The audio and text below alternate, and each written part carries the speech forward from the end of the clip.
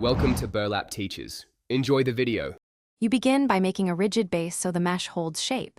Cut a 6/8 cm circle and mark the center. This defines pupil placement.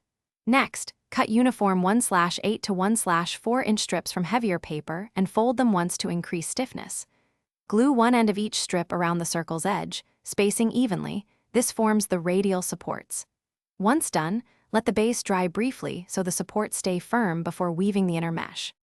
Now you weave the eye's interior, crossing horizontal rings through the radial supports to build a stable mesh. Start with wider loops near the outer edge, then switch to thinner strips as you approach the center to simulate the iris. Vary strip lengths and overlap slightly to create depth. This is why folded edges and uniform spacing matter. Make tiny dabs of glue at intersections only where necessary to prevent warping while maintaining flexibility for shaping later. To finish, trim stray fibers and gently curve the mesh over a dome or small pupil mold to form a realistic eyeball shape. This is where spacing and glued joints pay off. Apply a thin varnish or diluted white glue for strength and a subtle sheen, making sure not to oversaturate.